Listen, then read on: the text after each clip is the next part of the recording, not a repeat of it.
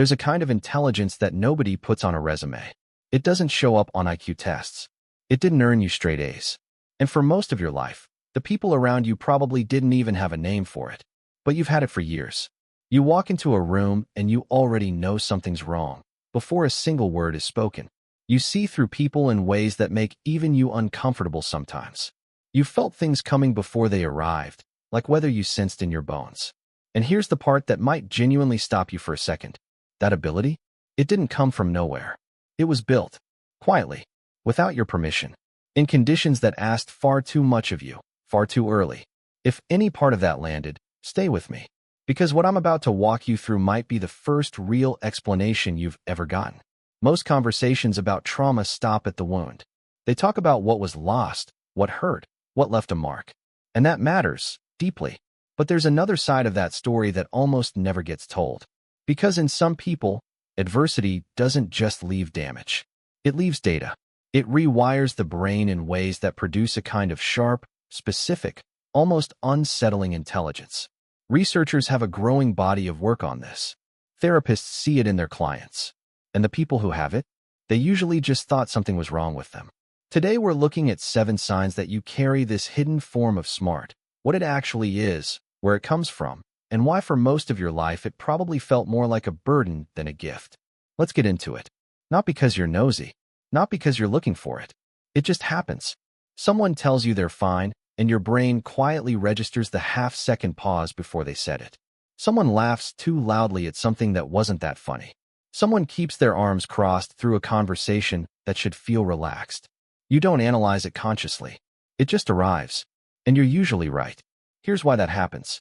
When a child grows up in an environment where a person's mood was unpredictable, where love felt conditional or safety felt temporary, the brain makes a very specific adaptation. It starts scanning, constantly, cataloging microsignals in the people around it as a way of staying one step ahead. Neuroscientists refer to this as threat detection hyperactivation. The amygdala, the part of your brain responsible for processing danger, gets sensitized over time. It becomes extraordinarily precise. The uncomfortable truth is that it never really got the memo that the environment changed.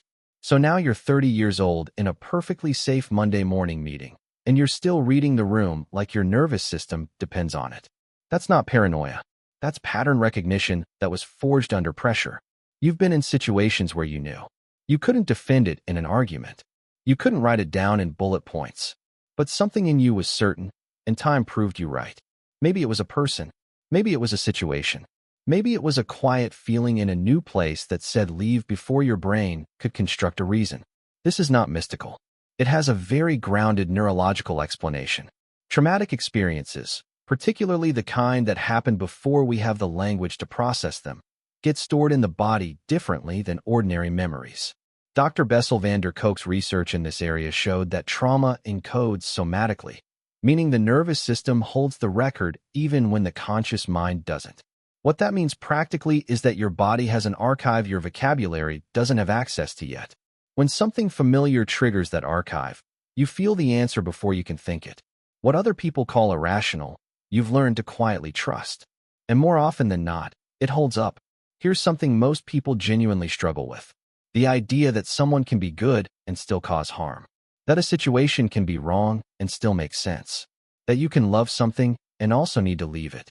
For a lot of people, that kind of contradiction is destabilizing. They need resolution. A clear answer. Someone to blame and someone to defend. You gave up on that a long time ago. Not because you stopped caring, but because your lived experience made it impossible to keep pretending the world was that simple. Developmental psychologists call this cognitive complexity, the capacity to hold nuanced, multi-layered thinking rather than defaulting to binary conclusions. Research consistently shows that people who navigated emotionally complicated childhoods score higher on measures of cognitive complexity. Because when the reality you're living in doesn't fit the neat story you were told about the world, your brain has to stretch itself to make room for something more honest. What other people call confusing, you call Tuesday. And that capacity, to sit in the gray without collapsing, is rarer than most people realize. Not metaphorically, literally. A friend's voice breaks on the phone and something shifts in your chest before you've even processed what they said. A stranger's story in a documentary hits in a way you can't fully justify to someone who didn't feel it. You don't just empathize, you absorb. And sometimes, by the end of a conversation or a day, you're genuinely not sure which feeling started as yours.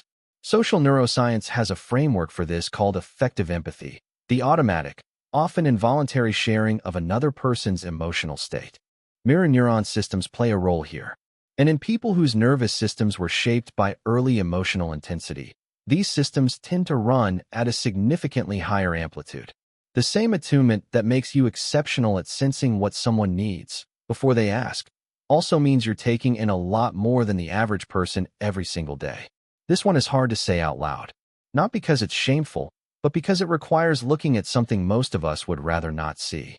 You got close to something real, a relationship with genuine potential, an opportunity that actually fit, a version of your life that finally felt like it was pointing somewhere good, and something in you quietly started dismantling it. You pulled back, or you pushed too hard. You found a reason it wasn't going to work, even when the evidence wasn't there yet.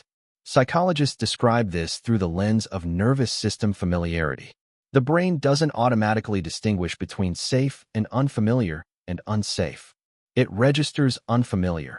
And if your baseline was built in an environment where calm always preceded chaos, your system can actually interpret genuine safety as a warning signal. It's not self-destruction. It's self-protection running an outdated program.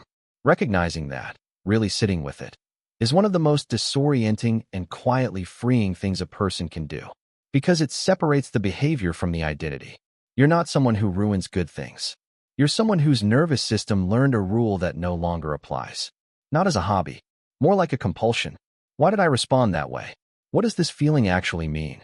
Where does this pattern come from, and why does it keep showing up? You narrate your inner world the way other people think about their commute. Automatically, constantly, often without choosing to. This is actually one of the more well-documented outcomes in research on post-traumatic growth, a term that describes the genuine psychological development that can emerge on the other side of adversity. One consistent finding is what researchers call increased reflective capacity, a significantly deeper and more elaborate inner life in people who have processed difficult experiences. The mind that was forced to make meaning out of something confusing becomes, over time, very practiced at meaning-making in general. Viktor Frankl wrote that the last of human freedoms is the ability to choose one's response in any given set of circumstances. What he understood, and what your brain learned, is that meaning isn't found. It's constructed, and you've been constructing it, quietly, your whole life. You can name your triggers, trace where they came from, explain them clearly to someone you trust. And then, on a random Wednesday, you can watch yourself walk straight into one anyway. That gap between knowing and changing is one of the most quietly frustrating experiences a self-aware person can have. But here's what's important to understand. Awareness is not the finish line. It's the trailhead. The brain doesn't reorganize itself through insight alone. Neuroscience is increasingly clear on this. Lasting behavioral change requires new experience, repeated in a body that slowly begins to feel safe enough to respond differently. Understanding the pattern is step one, but the steps that follow it require something more than knowing. The intelligence was never the problem. The intelligence, all 7 of these signs, was your mind doing the most extraordinary thing a mind can do: adapting, surviving, finding a way to function in conditions it wasn't designed for. That's not a flaw with a label on it. That's you. And it's worth understanding clearly. If any part of this felt like it was describing you from the inside, that recognition matters. Because most people who carry this kind of intelligence spent years being told they were too sensitive, too intense, too much, when the truth is, they were carrying more than most people will ever be asked to carry, and doing it without a roadmap. You have one now, or the beginning of one. If this video opens something up for you, the next step isn't more content. It's application. I've linked something in the description, a set of structured, practical guides built around exactly the things we talked about today. Overthinking, emotional regulation, building steadier patterns, learning to stay when staying is safe. Simple enough to actually use. Specific enough to actually help. Check it out if it feels relevant. No pressure. And if you found this valuable, a like genuinely helps this reach someone else who needed to hear it today. Subscribe if you want more of this kind of work. Next video, we're going into something that directly connects to this one. The kind of thing that'll make this all click one level deeper. I'll see you there.